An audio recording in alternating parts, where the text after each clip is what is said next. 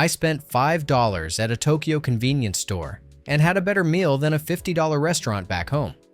The quality of everyday food in Japan completely changed my understanding of what's possible. Tokyo transforms ordinary meals into extraordinary memories. From steaming gyoza that melt in your mouth to perfectly balanced bento boxes that delight all senses. The aroma of freshly grilled yakitori instantly transported me to hidden alleyways where culinary magic happens daily. Whether you're craving high-end kaiseki or comforting ramen, this city delivers perfection at every price point. Today, I'm showing you 10 mind-blowing dishes that span the entire spectrum, and why each one deserves a spot on your bucket list. The average Tokyo resident visits a convenience store 11 times a month, drawn to legitimate cuisine that rivals restaurant quality. Unlike Western convenience stores focused on long shelf life, Tokyo's konbini are culinary destinations, where lighting and product placement enhance the shopping experience. The Three Kings dominate Tokyo's landscape: 7-Eleven, FamilyMart, and Lawson. 7-Eleven's crispy chicken karaage and rich premium coffee attract devoted customers, while FamilyMart's legendary famichiki fried chicken maintains a cult-like following. Lawson distinguishes itself with creamy premium egg sandwiches and warm, freshly baked pastries that fill the store with an irresistible aroma. Onigiri rice balls showcase konbini ingenuity perfectly. The packaging uses a 3-part plastic wrapper that keeps seaweed crisp until consumption. Pull tab 1, then 2, finally 3, to reveal a perfectly assembled rice ball with fillings from traditional umeboshi plum to spicy cod roe or grilled salmon. Despite modest prices of 100 to 500 yen, these products maintain exceptional quality through tight inventory management and twice-daily deliveries. Japanese konbini prioritize freshness, removing items after just hours rather than days or weeks.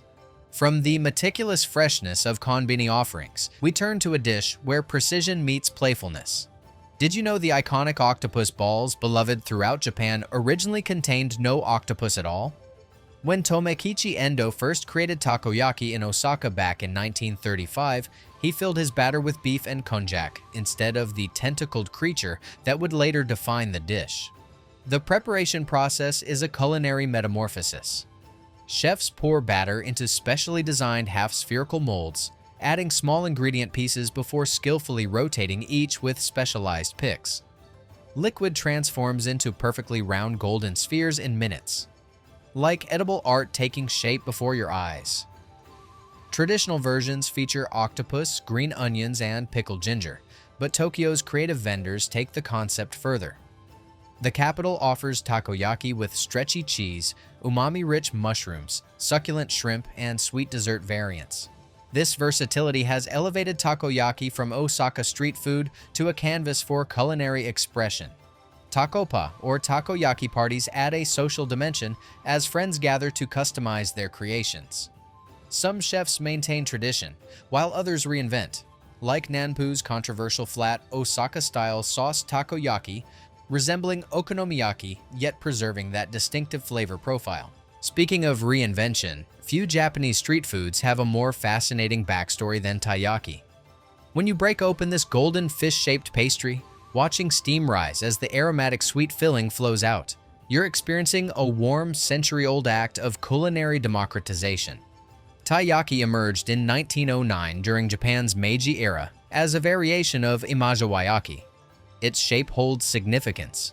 The tai, red sea bream, was an expensive fish only wealthy people could afford.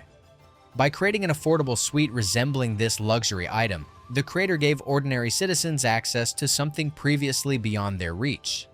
At Naniwaya Sohonten, Tokyo's original taiyaki shop, founder Seijiro Kobe transformed his failing imagawayaki business by reshaping treats as prestigious Thai fish. This inspired decision created a cultural institution that endures today. Traditional taiyaki contains sweet red bean paste made from adzuki beans. However, modern vendors have expanded the filling options to include custard, chocolate, cheese, and sweet potato. Artisans pour batter into cast iron molds, carefully add filling, seal with more batter, and flip at precisely the right moment to create this beloved treat. Now, let's turn from sweet street treats to something that defies conventional expectations about Japanese cuisine. What if I told you that one of Tokyo's signature dishes is intentionally served looking like a half-cooked mess, eaten with tiny spatulas directly off a scorching grill, and has an entire neighborhood with over 60 restaurants dedicated to it? Monjayaki is Tokyo's distinctive answer to Osaka's okonomiyaki, setting itself apart through its uniquely runny consistency. While okonomiyaki maintains a pancake-like firmness, Monja transforms into a bubbling, cheese-like mixture that sizzles dramatically on the hot teppen grill when dashi is added. The best part is watching everyone huddle around the grill, laughing as we all try to cook it just right, one regular customer told me. It creates this instant bond at the table. You'll mix chopped ingredients like seafood and vegetables into the batter yourself, then cook it on your table's built-in grill. Everyone eats directly from the cooking surface, savoring the caramelized, crispy edges as they form. For the authentic experience, visit Tsukishima's Monja Street, the undisputed heart of monjayaki culture. This neighborhood hosts over 60 specialized restaurants, each offering unique recipes from traditional seafood mixtures to adventurous flavor combinations. While Tsukishima specializes in the interactive experience of monjayaki just across Tokyo, another culinary innovation challenges our fundamental understanding of Japan's most iconic dish.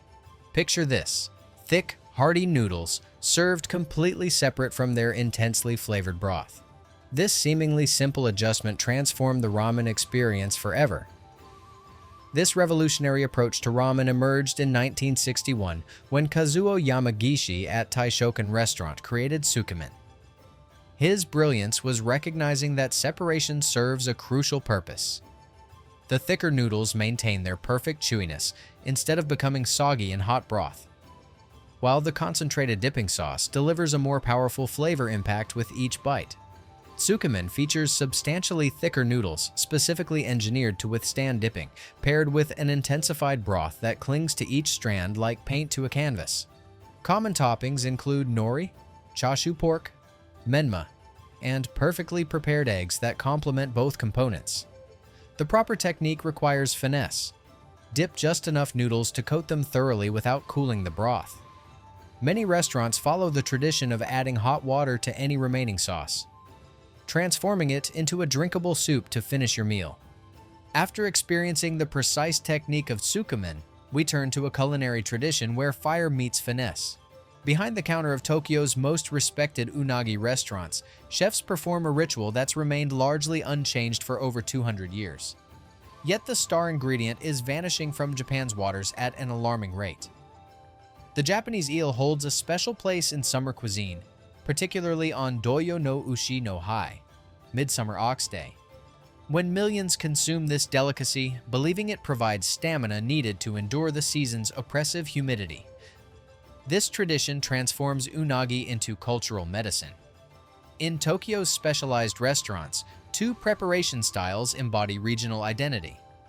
The Kanto method: eel filleted down its back, skewered, grilled, steamed, and glazed with sweet tare sauce, creating tender flesh with caramelized exterior. The Kansai approach: butterflied eel grilled directly in sauce, resulting in the crispier texture many connoisseurs prefer. The ceremonial care of these preparations stands in poignant contrast to the eel's endangered status. With populations declining dramatically, Japanese Ministry of Environment has officially classified the Japanese eel as endangered, creating a profound tension where centuries of cherished tradition clash with urgent conservation needs. The environmental concerns surrounding unagi highlight Japan's ongoing battle between tradition and sustainability. But walking Tokyo's streets reveals another fascinating culinary evolution, one that transforms Western comfort food into an architectural marvel. These soufflé pancakes quiver with each step as the server places them before you. 3 inches tall, defying gravity through culinary science. Their extraordinary nature stems from a meticulous preparation that creates thousands of tiny air bubbles throughout the batter. The result is a culinary magic trick that transforms a simple breakfast item into an ephemeral cloud on a plate. Time is your enemy once they arrive. With each passing minute, these delicate creations begin their inevitable descent, creating a countdown to savor perfection. The urgency adds unexpected drama to your meal. These airy sculptures wait for no one. Each bite delivers a dreamlike texture that vanishes against your palate, leaving only a sweet memory behind. Tokyo's cafes showcase endless variations of this fleeting delight. Flipper's Kiseki miracle pancakes attract lines around the block. A Happy Pancake serves theirs with seasonal fruits, while Graham Cafe offers a triple stack available just 3 times daily in limited quantities. Speaking of limited quantities, there's another Japanese food phenomenon where scarcity creates excitement, but on a much grander scale. In Japan, the humble Kit Kat has undergone a remarkable transformation since its introduction in 1973. The name's phonetic similarity to Kitto Katsu, you'll certainly win, turned these chocolate wafers into symbols of good luck, particularly for students facing exams. This cultural connection helped Nestlé's Lucky Charm campaign propel Kit Kat to become Japan's top-selling confectionery brand by 2014, surpassing Meiji. What began with a strawberry flavor in Hokkaido has evolved into over 300 varieties, reflecting Japan's appreciation for shun, seasonal ingredients. At Tokyo's Kit Kat Chocolatory concept stores, pastry chef Yasumasa Takagi crafts premium creations like the eye-catching Wasabi Kit Kat, with its vibrant green filling and gold-accented packaging. His I Heart Tea series showcases refined profiles of Gyokuro, Oolong, and Hojicha teas, while the Sublime series features single-origin chocolate. The regional Gotochi Kit Kats spotlight local specialties like Gunma Safari Maple or Hokkaido Yubari Melon, fostering regional pride.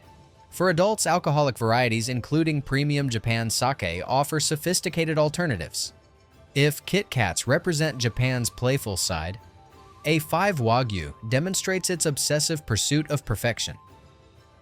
What makes this beef extraordinary is an entire cultural ecosystem where cattle receive treatment that borders on reverence. Among the 4 principal Japanese cattle breeds, Kuroge Washu, Japanese Black, dominates, comprising 97% of all Wagyu raised in Japan. The Tajima strain within this breed is particularly celebrated for meat with high monounsaturated fatty acids like oleic acid, giving Wagyu its remarkably low melting point and buttery mouthfeel that creates an almost transcendent eating experience. The Japanese Meat Grading Association evaluates each carcass on yield grade, A, B, or C, and quality grade, 1 to 5. Only beef scoring both A and 5 earns the coveted A5 classification, a standard so exacting that merely 0.2% of Japanese cattle qualify. The prized intramuscular fat web visible in every slice comes from a beef marble score between 9 and 12. Preparation methods showcase different qualities of the beef. Shabu shabu, teppanyaki, and yakiniku each highlight distinctive aspects of Wagyu's character.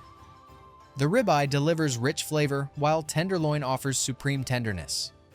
Tokyo's Wagyu landscape ranges from accessible experiences at Beibuya for approximately $60 to Biftec Kawamura Ginza's artful service for those seeking exceptional quality. Beyond the marbled perfection of Wagyu lies perhaps Tokyo's most intimate culinary exchange, where decades of training culminate in a single moment between chef and diner. In the world of high-end omakase, the absence of a menu isn't a limitation, but the ultimate expression of culinary freedom. The tradition of Edomae sushi speaks to Tokyo's deep culinary heritage.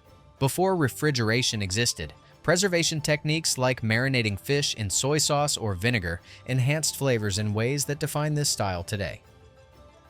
These methods transform necessity into art. A sushi master's path demands extraordinary dedication. Apprentices often spend years mastering fundamentals, cleaning, preparing ingredients, honing knife skills, before even touching rice. This decade-long journey instills technique and a philosophical approach valuing precision and respect.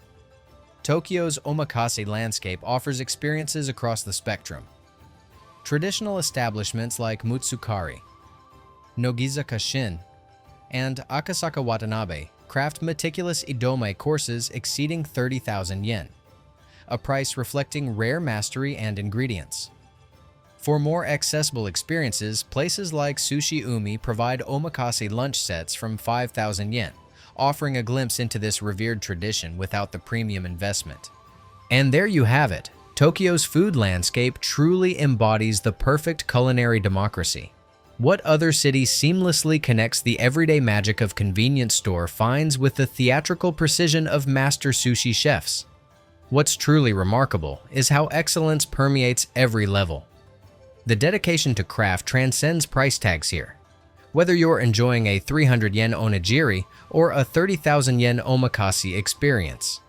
So when you visit Tokyo, come with an open mind and hungry spirit.